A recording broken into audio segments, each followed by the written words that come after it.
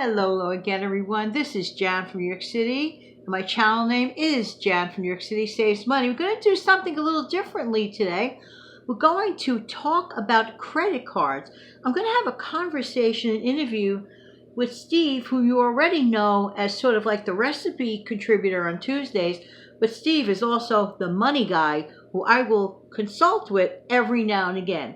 So we're going to welcome Steve, and I have some questions for him specifically about credit cards. Gonna get right to the point. All right, Steve, here's question number one. Is there ever a good time to call a credit card company? What do you say to that? You can call a credit card company anytime at your leisure. One thing I will share with you is during these pandemic times that we're dealing with, it is a good time to call because guess what? People are not buying anything. People are still on lockdown. Therefore, it's also a good time to call and negotiate a good APR for purchases. If you're able to get your rate down at least 1 to 2%, it is very beneficial to the credit card holder.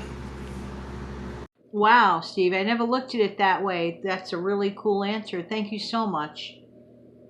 Next question. What are the pitfalls, if any, of getting a cash advance from a credit card? What says you?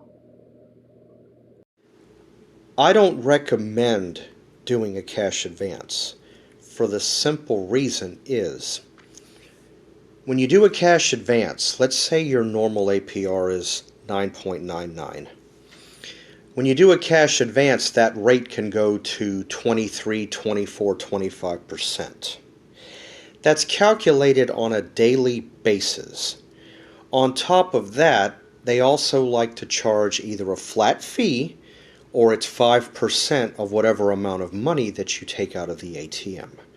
A much better method would be to look at another credit card and see if you can do a balance transfer, let's say something at 3.99, 4.99, even a 0 if you can get it. Look and see if you have any transaction fees. Talk to the APR specialist and see if you can get the transaction fee lowered or removed.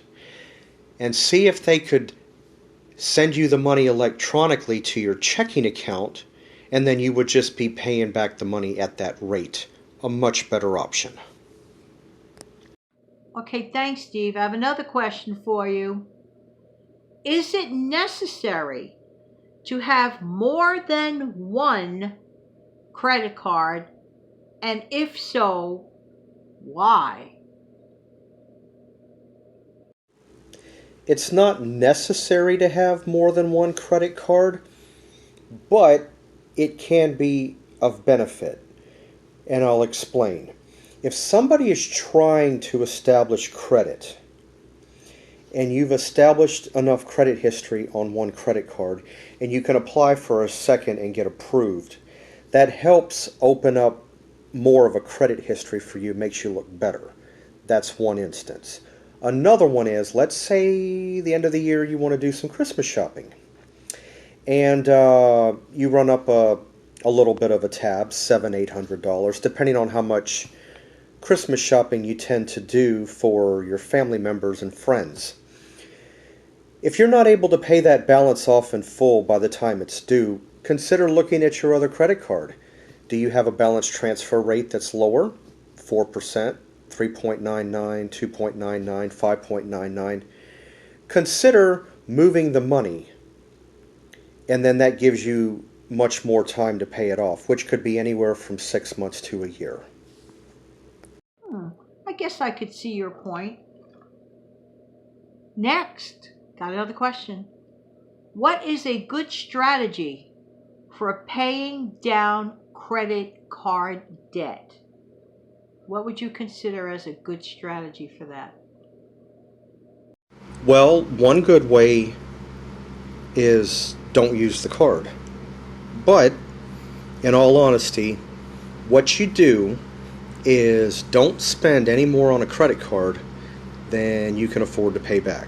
All right, for example, let's say you get paid every 2 weeks and it's $1,000.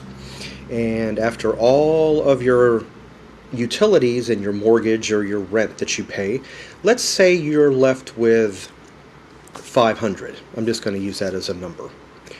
I would not spend any more than $500 on a credit card, but the thing to do is keep it below that amount.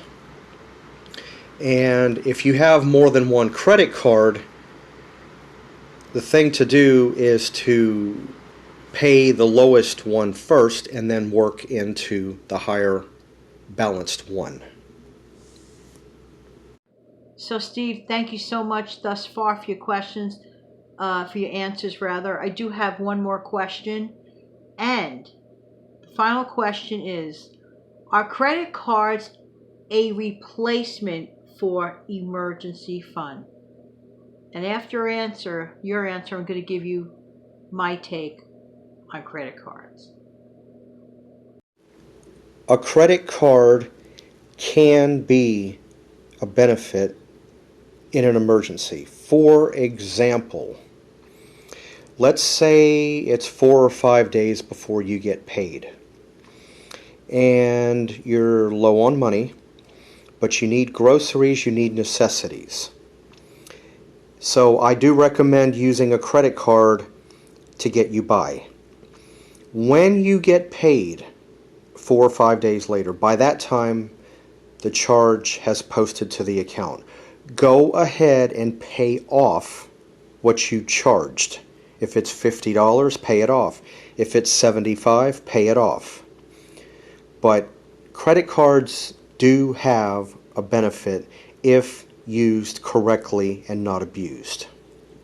I want to take a minute to thank Steve for his wonderful answers. I really do appreciate it. About a year ago, some of you might remember, I did a video specifying my non-appreciation of credit cards. But the truth of the matter is, you just really should have, at the very least, one, in my honest opinion. And it should be very well respected, and it should be considered to be used as a short-term loan. If you are responsible, and there are times you're going to need it, whatever reason, unexpected expense, use it in an emergency, pay it back. But the best strategy for emergencies, you will always hear me say, emergency fund, emergency fund, emergency fund. Why? Because emergencies will happen. It's not a question of if, it's a question of when.